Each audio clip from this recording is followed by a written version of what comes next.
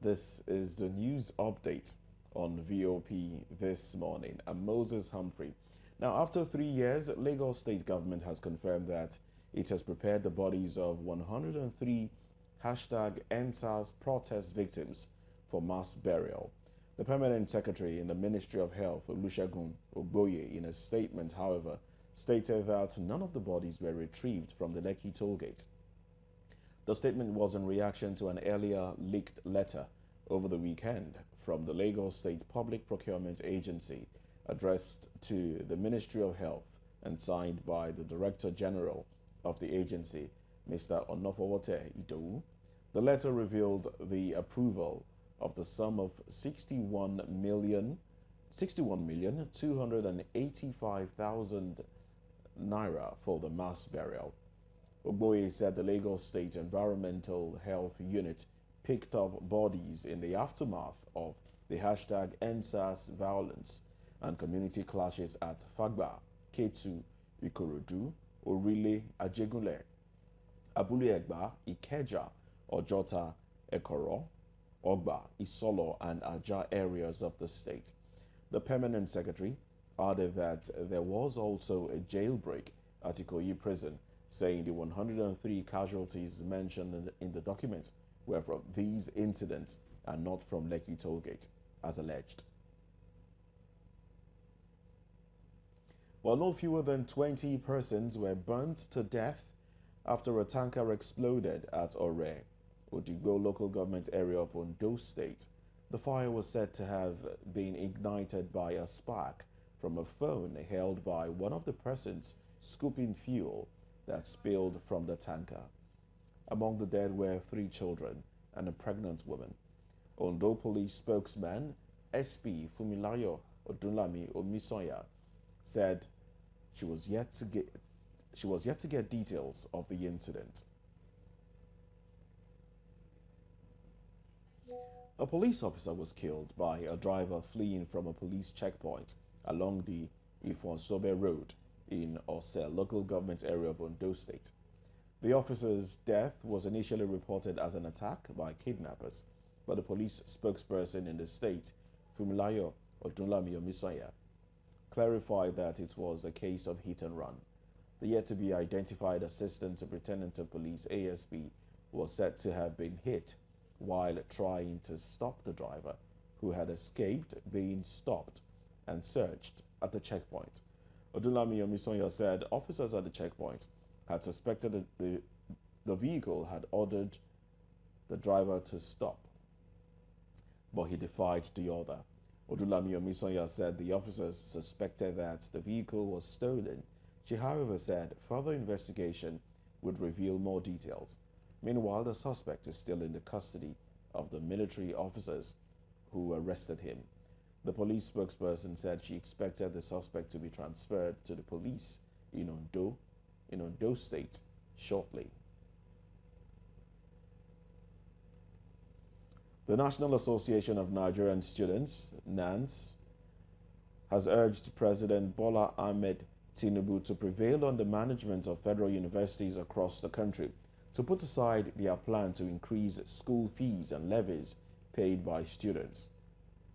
But the Federal Ministry of Education said the new school fees regime for unity colleges was reviewed by former President Muhammadu Buhari's administration. NANS gave the warning in a statement by its public relations officer, Mr. Giwa Temitope. The National Students' Body said the fee increment by the University of Lagos, UNILAG, ACOCA, which was announced last Friday, the planned fee hike by other federal universities across the country and federal government colleges showed what it called insensitivity to the plight of most Nigerians who are going through difficult times. The new school fees regime was approved by the immediate past Minister of Education, Malama Adamu Adamu, under ex-President Muhammadu Buhari. The National Executive Council Committee, NEC, of the All Progressives Congress APC is expected to ratify the choice of Dr. Abdullahi Ganduje as National Chairman and Senator Ajibola Basiru as National Secretary at its next meeting. The decision followed the choice of the duo by consensus after the exit of the former chairman, Senator Abdullahi Adamu, and Secretary, Senator Iyola Omishore. President Bola Ahmed Tinubu is expected to confirm the date of the NEC meeting at the NWC's request. Also, the NWC, NEC, and the governors agreed that there should be a smooth transition and continuing of the pre-existing zoning formula for the composition of the party leadership. With 5 days to the end of the 60-day constitutional window, the Senate is expected to receive the list of the president's ministerial nominees this week. The 1999 Constitution stipulates that the president and governors must submit the names of persons nominated as ministers or commissioners within 60 days of taking the oath of office for confirmation by the Senate or their respective state houses of assembly. The silence over the ministerial list has generated concerns amongst Nigerians. But speaking in Abuja, the spokesperson for the Senate, Yemi Adaramodu, APC Ekiti South, said the upper chamber has enough time to screen the ministerial nominees within the stipulated time. In business, Nigerian National Petroleum Company Limited, NNPCL, has for the first time in recent times paid dividends to the Federation Account Allocation Committee, FAC.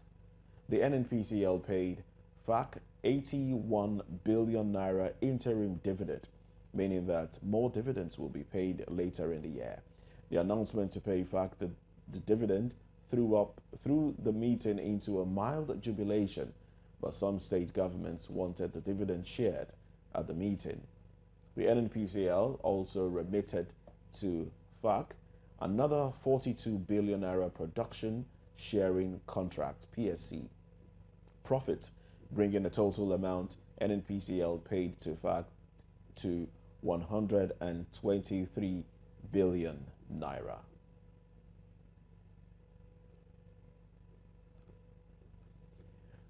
Financial experts have predicted a rise in the lending rates in the country ahead of the two-day Monetary Policy Committee meeting starting today. The monetary policy rate was raised to 18.5% at the last MPC meeting. An economic expert and former assistant head of research at the CBN, Jonathan Aremu, said that given the current economic indices, there was a high likelihood of a hike in MPR. Also, the chief executive officer of the Center for the Promotion of Private Enterprises, Muda Yusuf, said the Apex Bank would increase the MPR in order to contain the rising inflation and recent spike in the money supply in the economy.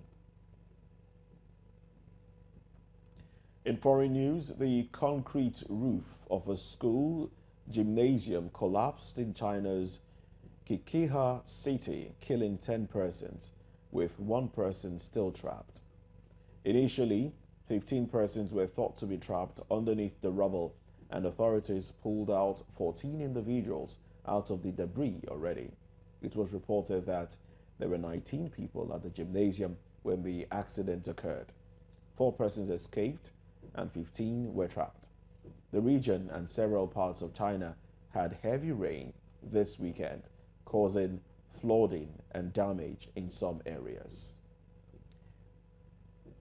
Finally, on the news update, Season 8 of BBNaija kicked off in grand fashion as fans were delighted to see familiar faces in this unforgettable setting.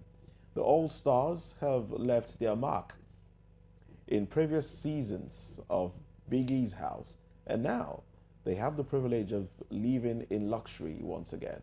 They'll have a chance to shine, reconnect with old friends, form new bonds, and compete for the grand prize of an astonishing 120 million naira. Well, Big Brother has laid down the rules for the contestants of the All-Stars edition of the show. Housemates like Messi, White Money, Venita, Neo, Ike, CC, Cross, Angel, and Alex were welcomed into the house yesterday. And Well, that's the news update on VOP TV. We'd like you to subscribe and engage us on YouTube. It is Voice of the People TV, and on all the social media channels at VOP TV Live. I'm Moses Humphrey.